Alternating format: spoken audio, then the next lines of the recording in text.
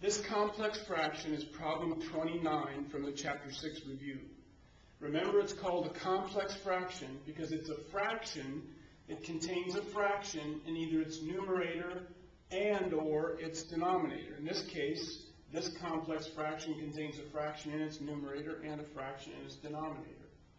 Our plan of attack here is to pick a multiplier, which we will multiply by the numerator of the complex fraction and the denominator of the complex fraction, that would cancel the denominators of the fractions that are within that numerator and denominator. So here that multiplier would be x. If I were to multiply this numerator by x and multiply this denominator by x, so I'm actually multiplying by x over x, which means I'm multiplying by 1, so I'm not changing the value of the fraction. And x can't be 0 because it can't be 0 here, so I don't have to worry about multiplying by 0 over 0. And if I multiply by 1, I can change the appearance of a fraction without changing its value. Now, to perform that multiplication, I would need to use the distributive property and distribute that multiplication of x times both of those terms.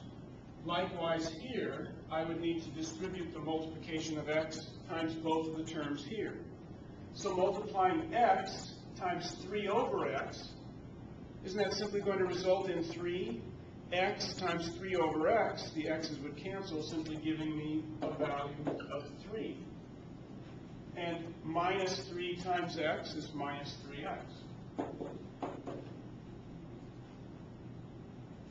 X times 8 over x is going to simply give me 8.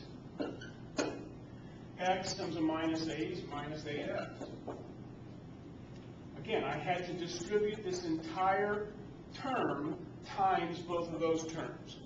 X had to be multiplied both times 3 over x and times 3.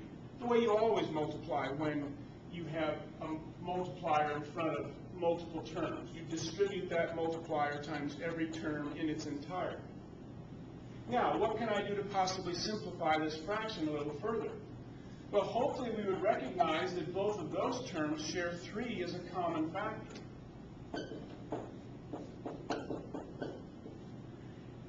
And don't these two terms share 8 as a common factor? If I divide that out, I will likewise have the binomial factor of 1 minus x. And 1 minus x over 1 minus x, since these are multiplying, the entire binomials can cancel each other to 1.